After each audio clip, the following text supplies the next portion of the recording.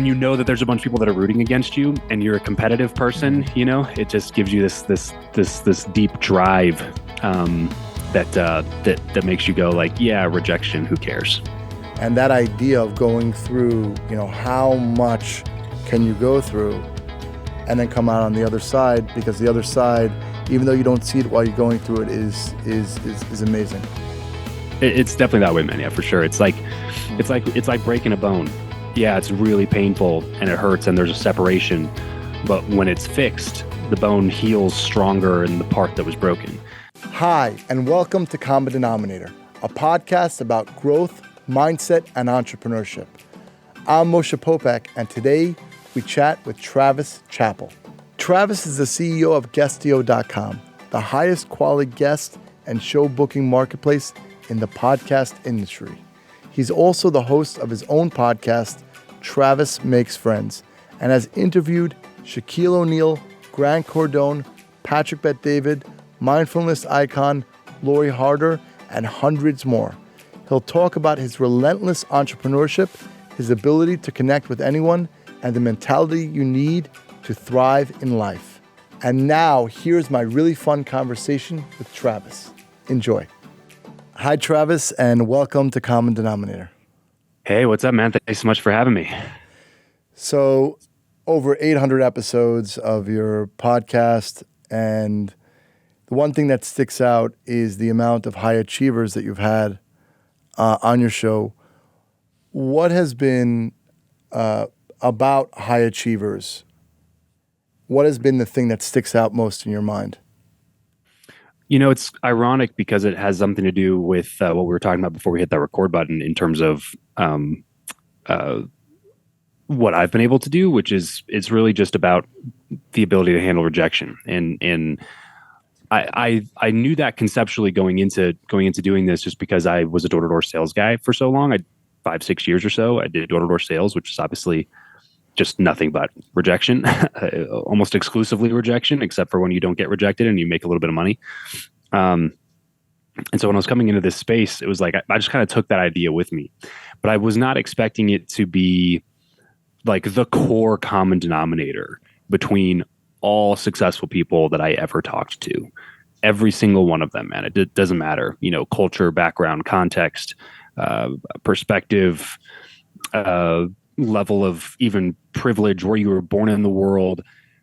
The number one thing they all share is that they all have this innate ability to overcome rejection. I would say it's rejectability. It's the ability to be rejected without loss of enthusiasm for the next opportunity that presents itself. And every single person I've talked to has had that. And so it's one of those things that's like, it's difficult to teach. That's why I tell people, it's like, you can do almost anything you want if you're teachable and rejectable. If there's teachability and rejectability, like you can go a really, really long way, because you have to have both.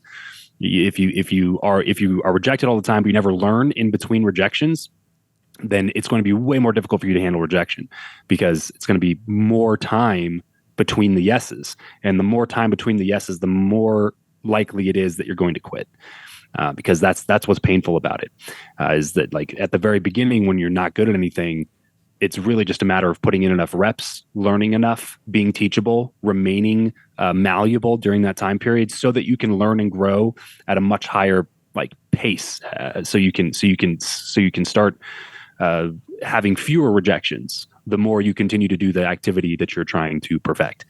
And so if you can be teachable and rejectable, there's almost no limit to what you can accomplish. If you don't have that natural way, if that's the recipe for success, let's call it that, to learn from those rejections, like you're saying, can you teach someone that doesn't have that in their DNA to become that way? I think so. I don't know if you can teach it in a classroom as much as that person's just going to have to experience a lot of failure, and hopefully they get over their own belief that they haven't failed yet, right? Like, typically what happens is, like, there's this graph, if you will, where there's competence and then there's confidence. And this is what happens with people when they're not teachable, is that their confidence surpasses their competence, and they're not willing to admit to themselves that they need the help. And so I saw when I was training sales reps, I saw this all the time. We'd have some talented people, some gifted communicators who I thought, like, when I recruited them, like, this person's going to crush, right? I'm recruiting them out of, being a bartender or being a youth pastor or something like that, where their job is to communicate effectively with people, and they do a great job with it. And then I bring them over to sales, and we start working with them, and they start experiencing rejection. They start experiencing failure. And then we do a recap at the end of the day to be like, hey, what happened? You know what I mean? Like tell me about the conversation you had with that person. Why didn't it go forward? Tell me what they said. And they would tell me what they said. And I'd be like, okay, well, next time they say that, say this, or ask them this question, or they're saying this because it's probably this. Why don't we try to come at it from this angle? And every time without fail, Moshe, they would have this excuse that was built in, where they would not be willing to take ownership and responsibility for the fact that they could have done something better. They just think that it was, they'll tell themselves whatever. Like, well, the person, they had to talk to their spouse, and there was nothing I could do to change that. Or like they convinced themselves that what they experienced was 100% true, and that there was no room to adjust in that scenario. And if that's you all the time, you're never going to make it to the next step. And so it's really difficult to teach that, like in terms of me being a teacher, but that person is going to have to experience that. Like at some point you have to look at the evidence around you. You have to be willing to look at the evidence around you and go, maybe like the fact that my family's still living in this studio apartment because I haven't learned how to like create a really good paycheck from this sales gig. Like, maybe there's something to this. Maybe there is something I need to learn. Maybe I should listen to the person that's trying to teach me, who is already making this money and showing me that it's possible. Like, that person's going to have to experience something, some sort of pain, some sort of seeking pleasure. Like, they're going to have to get some sort of motivation inside of them to change that piece about themselves. I'm not sure it's like something that's super teachable, except for like stuff like this, talking about it on podcasts and people listening to information that might be willing to change their mind. Because that's really it, man. It's like there's two ways to change your beliefs. It's learning from other people's experiences or learning from your own experiences. You know what I mean? So you're either going to like hear this story of me saying it and then ask yourself honestly the question, like, am I doing this? Or you're going to experience so much pain that eventually you're like, man, somebody help me get out of this. What am I doing wrong? What's going on here? And you have to get out of your own way in order to be able to adopt that skill set. Is there a common trait, at least background, for someone to have that? Because I know that seems to be a common issue, like you're saying. In other words, I always think about like results, right? Like, how do we get to results? If we're saying like a mathematical equation, if we're saying that no, eventually it's yes, then you win, right? So how do we, and I want to give back to the guests practical tools. So what happened? The people that actually got there and they have that ability to deal, like you're saying, deal with rejection. Maybe let's look back a little further. Like, what happened? What's the commonality of what happened in their childhood or what happened in their background that gave them the psychological framework to be able to handle that? Yeah, you know what, dude? That's a really good question. One that I've kind of wondered myself pretty often because, well, I'll tell you. When we get in this conversation, a lot of times people kind of start digging into my background and realize that I grew up extremely religious in this kind of religious bubble cult type deal. And I was knocking doors from the time that I was 7, 8 years old, inviting people to come to church, asking grown adults if they knew where they were going to spend eternity when they died. When I was like 11 years old, just knocking on doors in the community, inviting people, trying to convert them to Christianity. Like in essence, we were, salespeople for the church. And so when I tell people that, they're like, oh, well, that must be the reason that you were so good at it when you like started selling stuff door to door. And at first I was like, yeah, probably. And then I really started examining and asking myself, but then I noticed that couldn't necessarily be true because I had a lot of friends that grew up with me the same way that I grew up, in the same culture, the same bubble that I grew up in. And I thought the same thing at the time because when I started doing door-to-door when I was in college, at a ministerial college, and I started doing pretty well and I started making good money. And so when you're that young and you find an opportunity that is like making you good money, you want to go tell all your friends about it. Like, hey, you should come try this thing out. Plus, if I was recruiting them, I would also make money when they would sell. And then I would train them and then I would manage them. And then it was a way for me to build my own business within the business. And so I started just going and recruiting all my friends from growing up, people who I thought would have a similar skill set to the one that I had, people who were up on stage talking from the time that they were 11, like I was, people who were knocking doors when they were 6 or 7 or 8, like I was, people who were constantly facing rejection in the form of religious opportunity, just like I was.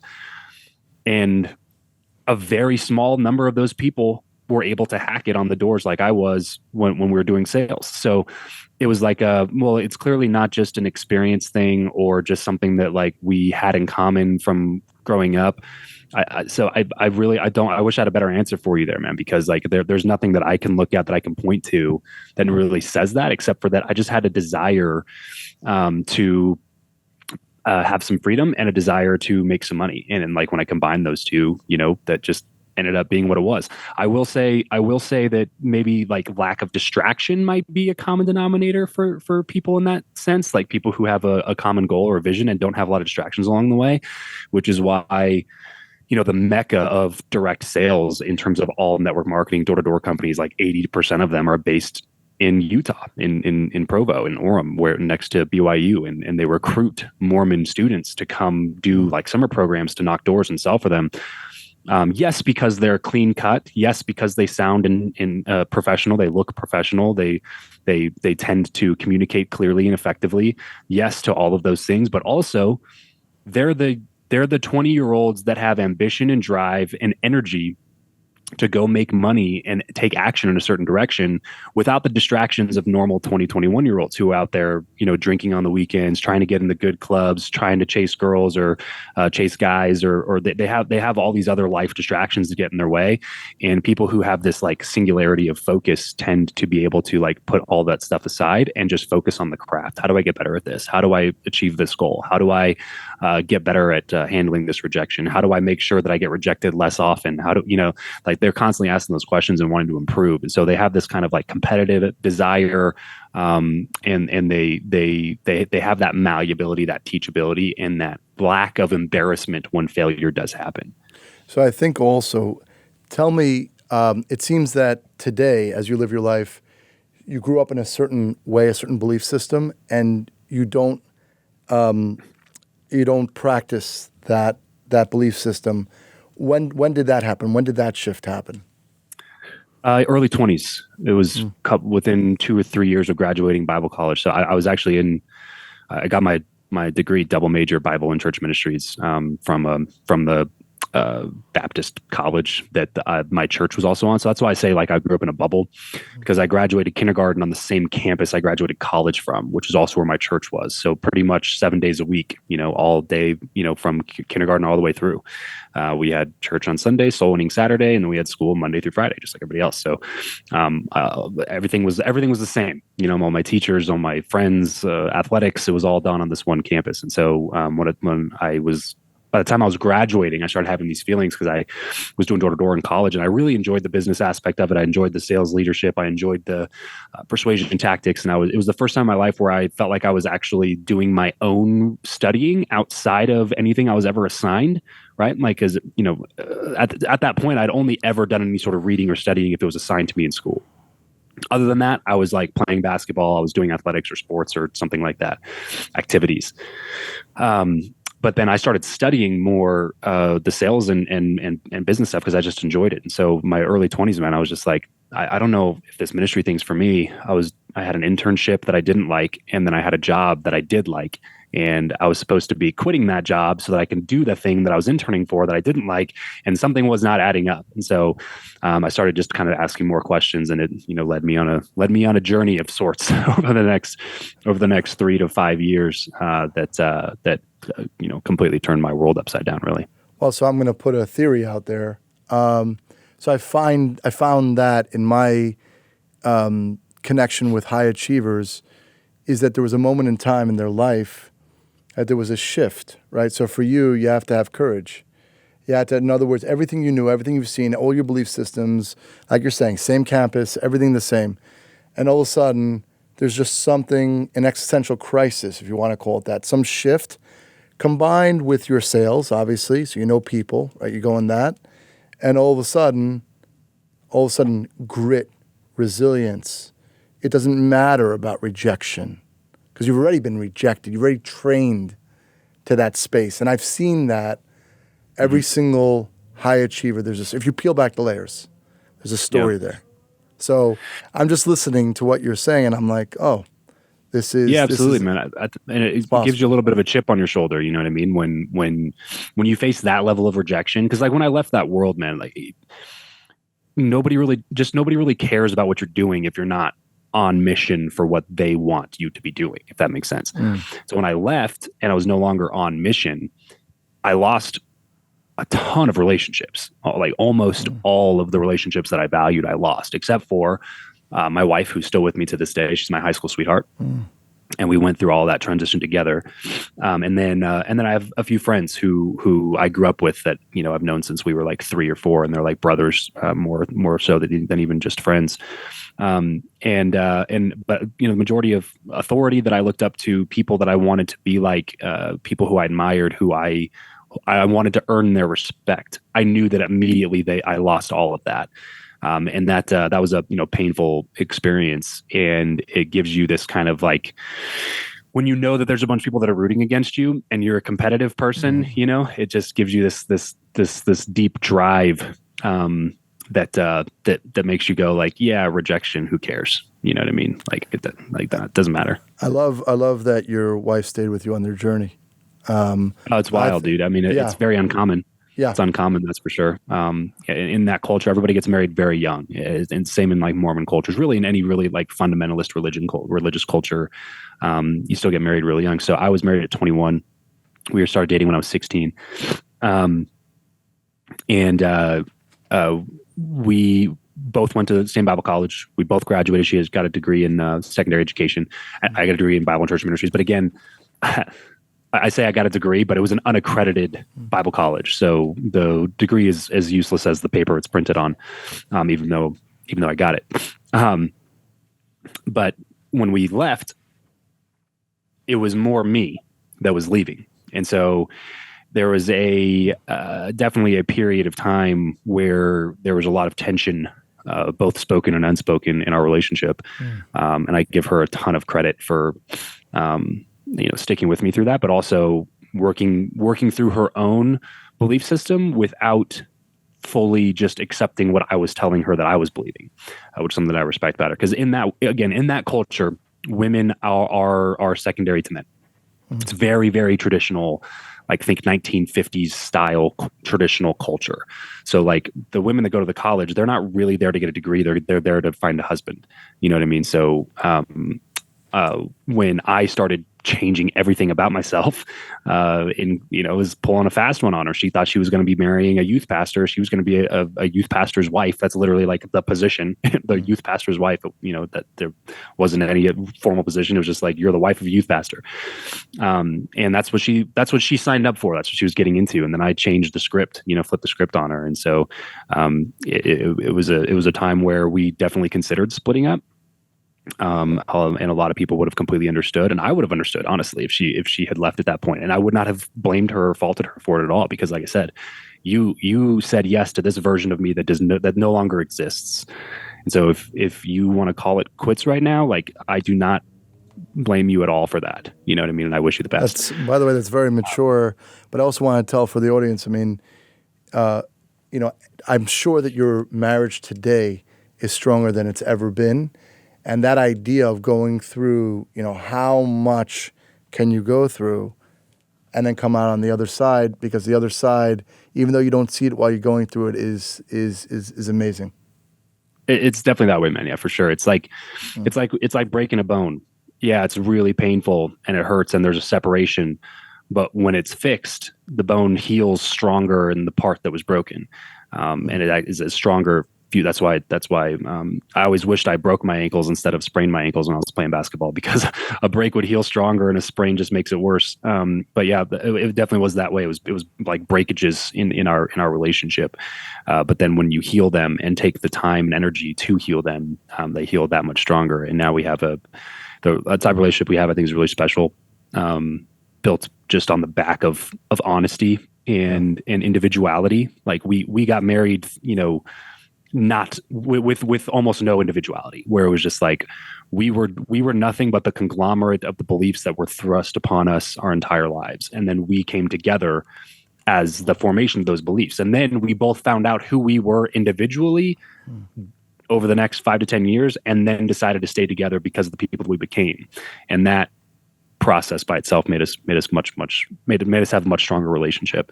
But yeah, I give her a lot of the credit for that. Like I said, in that world, there's a lot of people that now like talk crap about her, who just not really about her, more about me, but they blame me for her. So they'll be like, well, Jackie's just following Travis's lead, and I hate when I hear that stuff, because it's another one of those things where I'm just like, it's stuff that's built into their verbiage, but so like at its core, just completely wrong, where it's like, wait. So you're suggesting that my wife can't think for herself, that she doesn't have her own brain and can't think independently of my influence? Like that's just silly. It's silly to say that. Of course I have some influence over her. It'd be weird if I didn't. I'm her husband. She has influence over me. It'd be weird if she didn't. She's my wife. But also she can come to her own conclusions, and as we have conversations, we work through things. She came to her own conclusions, and frankly, for a while, like, she was still going to church when I wasn't going to church, and like there was a lot of tension that happened there that people don't like give her any credit for. But as she came out on the other side, just I think a better version of herself. And then, eventually we kind of came to a lot of the same conclusions together through conversation that we would have, through questions we were asking to both each other and to the people around us. So, you can't shortcut that type of depth in a relationship. I agree. I think that's very special. But like I was saying before, over 800 guests and journey. Is there anyone on your list of guests that you would love to have? Oh, totally, dude. Rogan's at the top of my list right now. I just love the guy. I know that's kind of a, I guess, expected answer, maybe overused. But he's like the king of podcasting, and there's just so much I respect about him, that he never wavered from his initial goal of the podcast, regardless of how popular it's gotten, regardless of the fact that Spotify a few years ago gave him $100 million deal, and now they gave him a $250 million renewal to keep him on Spotify, and he's expanding back to Apple Podcasts and YouTube. I love that he never wavered. Yeah. He gives flowers to people he loves. He has made the careers of probably dozens of people at this point, who he's been able to shed light on. He just he didn't fall for any of the BS, I guess. So I'd love to have a conversation with Rogan. I think he's just a fascinating dude. Gary Vaynerchuk is still on my list. I have not been able to sit down with him. And I've been offered little like excuses for interviews, like 15 minutes here, back of the Uber ride virtual thing, but I just never wanted to do that. So I'm holding out for like a 45-minute, hour-long in-person conversation, which is much, much, much more difficult to nail down. Especially now, it's getting more difficult for that. Yeah. Yeah. Sarah Blakely is on that list. I love her. She's awesome. Founder of Spanx, sold it for a couple bill. And then like, I love the move that she did after the exit, where she gave all of her staff, all of her employees, a round trip flight to anywhere in the world, plus spending money for the trip. So like, she didn't reward them with a thing. She rewarded all of them with an experience. And I think that's awesome, to reward all those people who followed you along the way and made it possible to have a $2 billion exit. So she's fascinating. I think she's awesome. There's so many people that I've interviewed that I have not interviewed that I would love to have a conversation. I know you also had, and I love the story about your interview with Grant Cardone and how you led up to get that done. So, right, that tenacity. Right. Yeah, Grant was a big one on my list when I was first starting, because when I was first like going down the path of what do I want to do with my life, there was a few people I was listening to. Gary was one of them. Gary V. Grant was one of them, because I was a door-to-door sales guy. You know what I mean? So I was listening to Grant's trainings. I was taking his sales trainings. I was listening to his objection overcomers on my way out to do to knock on doors. So he had an influence in my life right at that time where I was like really trying to figure out what I was doing next, along with a couple other people, John Lee Dumas, Entrepreneur on Fire, Jordan Harbinger from the Jordan Harbinger Show. There's a few people that Brandon Turner from Bigger Pockets, a few people who had like a big influence on me at that time, and he was one of them. So that was a cool full circle moment. It was also actually my first ever in-person interview. And yeah, that came after like 6 to 8 months of like trying to reach out and make that interview happen. Yeah. And at first it was a no. And then I went and got like 8 or 9 people that he knew, and then reached out the second time, told him I was going to be in Miami. And then he said, sure. Yeah. If you're going to be in town, then stop by the studio. We'll do one. Here's my assistant's number, text her. We'll set it up. And then after that, I booked my flight to Miami because I was definitely not going to be in Miami the next week. I just wanted to make it as easy as possible for him to say yes. And then, get my ass out there. So it ended up working out. Thought I had been able to spend some one-on-one time with him. I know he gets a bad rap from a lot of people, and a lot of people don't like the guy, but I don't know, man. I guess time will tell. But I've spent a good amount of time with him, not like a crazy amount. It's not like we're homies, but I spent a decent amount of time with him behind closed doors, and yeah, I think he's the real deal. I think it's the real deal. So I guess, like I said, time will tell. Yeah, I think I don't necessarily agree with everything he says. We're both in the same space. We're in the real estate space, but I think he's very determined. He's a family man, doing what he's got to do. And, I respect that. So, but, as a podcast host, in order to get guests to open up and kind of be a people person, what are some of the skills and some of the techniques to get guests to go where you want them to go? Yeah, man. That's definitely the skill that's the most underrated of all of them as a podcast host. And it's, I think that too many people take their, natural communication skills and just think that's going to be enough. But you can always tell who really puts in the work to provide a really good conversation. And so I try to do my best to do that. Getting a really busy person to say yes to give you their time is difficult enough. If you get that time and you use it poorly, nothing will happen after that interaction. And that's not ever what I wanted. I wanted to be able to have a continual conversation and a continual relationship with the most people that I was interviewing. And to be fair, I've messed it up a couple of times as well. There's one guy in particular who is like one of the most best-selling authors in the business category in the last decade. He's sold millions of copies of his book. If I said it, you would know exactly what it is and know exactly who it is. And we had texted. We got an intro and we're going to do a podcast. We had texted, and for whatever reason, I don't remember exactly all the details. It was probably just like if I remember the time of my life, it was like a low energy time. I was kind of confused about a bunch of things. I was just trying to piece together what I'm doing, and I was not in a great spot mentally. And I let that affect my professional life and seep into my professional life a little bit too much. I showed up late for the interview. I didn't prepare very well. I didn't ask great questions. Like if we got a re-intro right now, he probably wouldn't remember the interaction, but it was enough to where like when I had reached out afterwards to try to cultivate something, it just didn't, like, nothing ever went forward with it.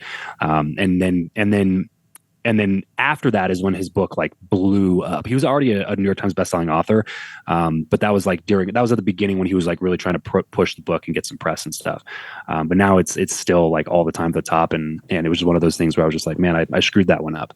It's not to say that I'm perfect at it or that I'm the best at it or whatever, but I've learned a lot over the years, I think it's just important to make sure that you try to capitalize on the interaction that you have with people. So in terms from a practical perspective. The first thing that I would say is that a lot of the work is done beforehand. It's not even done when you're in the conversation. Over preparation is, to me, the antidote to lack of experience. So if you have not done hundreds of interviews, if you're not a professional journalist, if you're not an interviewer, if you're not a conversationalist at your core, which most people are not if they're starting a podcast from scratch, then over preparation will be the cure to that lack of experience. And most people just don't prepare. So when I say prepare, listen to podcast episodes they've done in the past, read their book in its entirety if you can, including the foreword and the dedication. There's some gold in there that most people will skip through, where you can be like, hey, I noticed you dedicated this book to so-and-so. Tell me about that person. What's the meaning of that relationship? Why was that important to you to dedicate this book to them? Look for those, read in between the lines, so to speak. And try to find the gold that other people leave on the table, and that'll automatically leave a good impression. If you can come into an interview like really well prepared, that by itself will leave an impression on people, because it's flattering. I've been in conversations where people have didn't even know how to pronounce my name. And then I've been in conversations where people knew, all of the core details of my life story because they've listened to a bunch of my episodes and they did some homework and they really wanted the interview. And those interviews, I'm so much more energized during. I give so much better content from me, first of all, because they're asking better questions because they're way more prepared. But secondly, because I feel energized. I feel flattered. I feel good about myself that this person actually did the work and cared enough about me and my story, and my time to take advantage of it to its fullest extent. And so that always produces better content. I'm always more likely to share the content to my audience, which is kind of what you want as a podcast host, is for guests to share. So I would say that, first of all, a lot of the work's done beforehand before you even hop on the interview. And then secondly, I would just say, I don't know if this is more my personality or if it's something I've worked on, but I try to make myself just easy to talk to.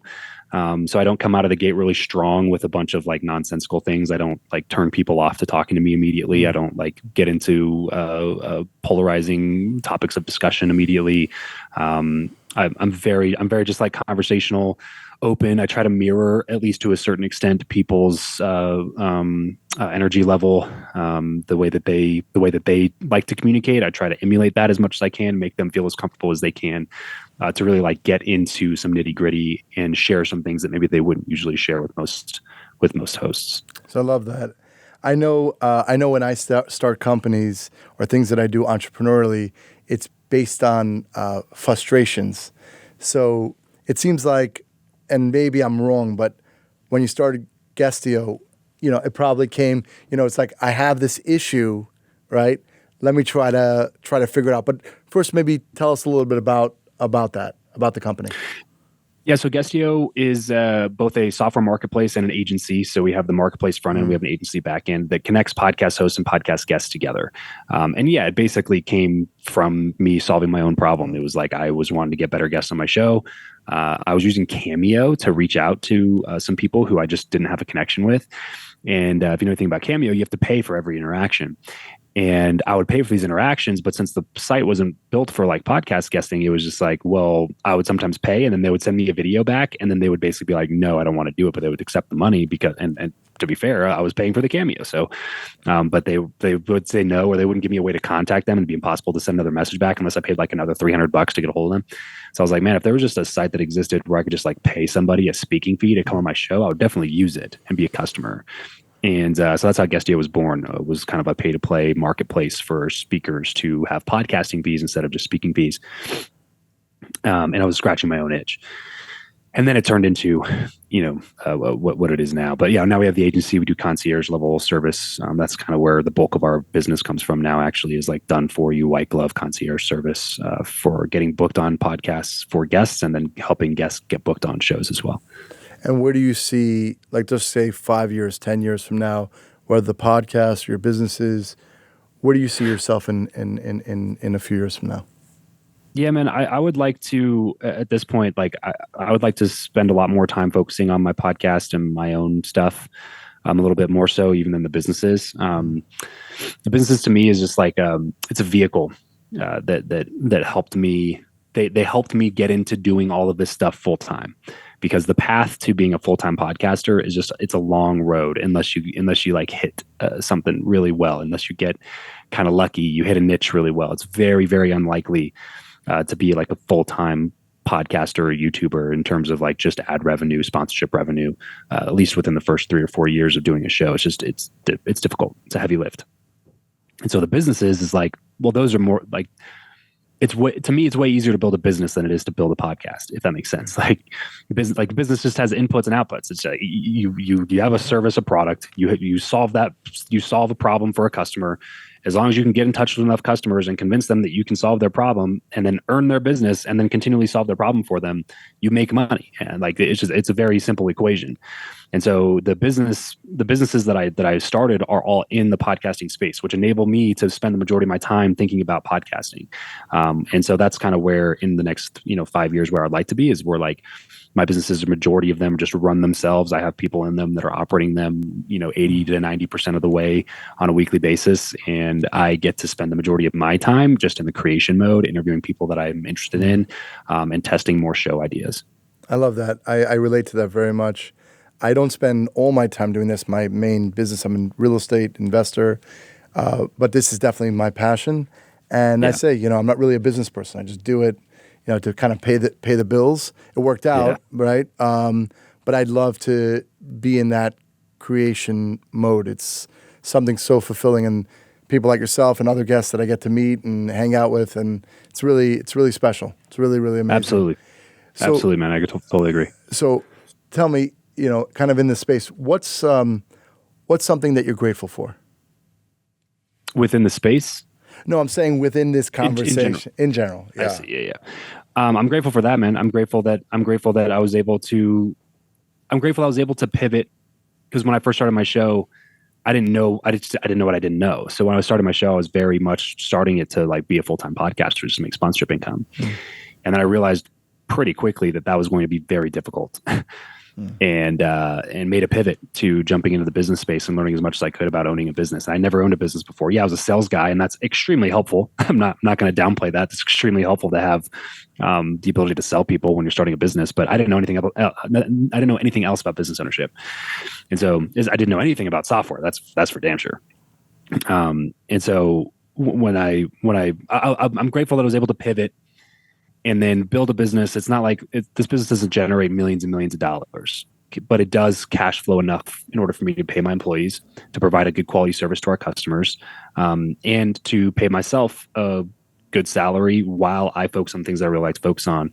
And I can, run my business in less than 10, 15 hours a week right now. And so I'm super grateful for the freedom that it's given me to be able to, like, right now, as we're talking, like we said before off camera, I'm in a cabin in an Airbnb in the middle of Park City, Utah with my family. There's snow all around us. My kids are outside playing in the snow right now. And we're here all week just because I can do that. I'm super grateful for the freedom to be able to do that, to come out here, just to clear my mind, to think, to get away from technology for the most part, except for a couple of things like this while I'm out here. But, I get to make that decision because I want to. I have the money to be able to come out here, have the freedom to be able to come out here, to be able to unplug a little bit, to think about where the next 3 to 5 years are going to be, and I'm very, very grateful for that. And I don't take that lightly, because there's a lot of people who would love to do that kind of stuff, who don't have the freedom to be able to do it, and who are maybe working on a side hustle, but they're working on it from 7 p.m. to 11 p.m. because they work 60 hours a week at their job. And that's the only way they can hack it, because they got to provide for their family somehow. So I'm really grateful, man, that I get a solid paycheck from myself and my own businesses without having to spend, more than 10, 15 hours a week working on them, so that I can really free up my time to be able to spend time with the people that I love and spend time doing the things that I love. I really love that. It's really special. And what's something about you that people don't know? I mean, that's a tough one, because I've done like 920 episodes of a podcast and I've been on like 500 shows. So I feel like I've talked about most things about me. Something about me that maybe most people don't know is that, let's see. Oh, I'll go with this one. So in Bible college, I went on tour. I was in a men's quartet tour group, and we sang all over the country for like 3 full months. So that's probably something most people don't know about me. Do you like music in general? Just curious. Yeah, I love it. Yeah. I love it. I think and when I was in the church, I used to sing a lot, and I enjoyed it a lot. There's one thing I've kind of gotten away from after I left that world, which I would like to get back into at some point. I actually just My parents always ask me what I want for Christmas, and I never have anything to tell them. Because when you become an adult, you basically get to the point where it's like, if I really want something, I just go buy it. So it's like hard to like give them things. But this last Christmas, I told them I want gift cards to Guitar Center. So I'm going to go back and after this trip and get myself a guitar. It's very again, healing. because I sold it. I got rid of it a couple years ago when I stopped playing music and stuff. So I'd like to just start having that as an outlet again. I enjoyed it. Yeah. Yeah. I not that I'm good, but I also made a commitment. I love music. I'd start with the piano. So I started that journey. Yeah. It's really nice. It's really amazing. But I want to say, Travis, thank you really for sharing your background, sharing your story, your life experience, and how can people follow you on social? How can they find out more about your company? At Travis Chappell on Instagram, probably the best way to connect with me. Chappell. You can also just go to travischappell.com. You can find anything over there. Email, socials, all my other social links. Guestio is over there, or you can go to guestio.com. Guestio.com/concierge gives you more information about our done for you services. But yeah, travischappell.com is probably the best place, like a hub. Go anywhere from there. Well, thank you so much, Travis. Really, it's been a pleasure. Yes, sir. Hey, I appreciate the time. Hope you enjoyed my conversation with Travis. Next week, I'll chat with Anna Papalia. Anna is the CEO and best-selling author of Interviewology. She has worked with large companies such as Cigna and Lincoln Financial, and taught at Temple University's Fox School of Business for 12 years, where she discovered the 4 interview styles. As a former director of talent acquisition turned career coach, she keenly understands both sides of the interview table and knows what it takes to interview better. She has advised more than 10,000 clients and will pass along her expertise to you.